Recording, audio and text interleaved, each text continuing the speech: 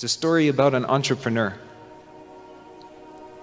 the father of a friend of mine, who literally helped anyone at any time with anything that he could possibly help them with.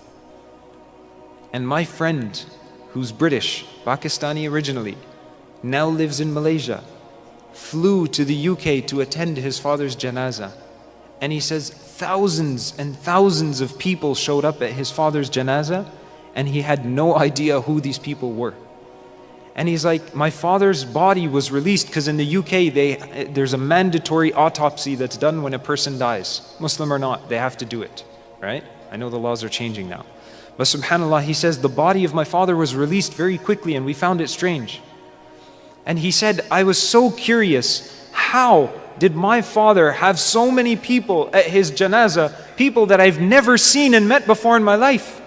So he said, he's telling me this personally, in person, face to face. He says, I went to meet certain people at the janazah and I just asked them, how did you know my father? And one of them says, you know, I was sitting in the masjid one day and I was making dua to Allah. I wanted to get married, but I didn't know how I could even pay for a nikah. How could I even pay for a walima? I have no place to stay. And your father asked me one day, what was I making dua for? And I told him, and he says, it's okay. Arrange your marriage, I'll pay for everything, and I'll put you in an apartment. Then another person, he goes and he asks him, he says, you know, how did you know my father? He said, you know, I always wanted to make Hajj, and I ran into your father one day, and he said he was going for Hajj, and we were sitting in the masjid talking.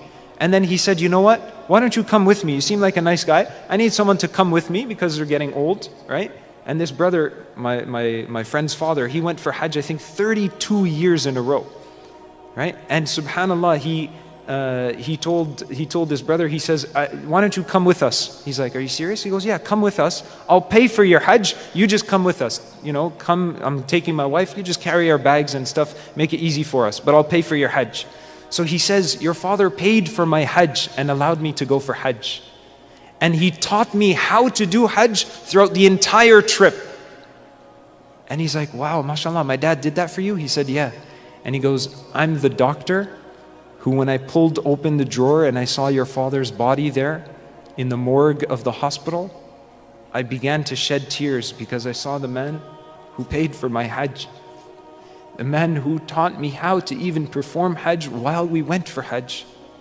And I thought the least I can do to repay him is to clear his body on the day that he dies, to allow his family the ease of burying him and having a proper janazah. He said, I'm the doctor that released your father's body. And that goes to show you how youth can impact the world. Become entrepreneurs, become dynamic, and trust Allah subhanahu wa ta'ala.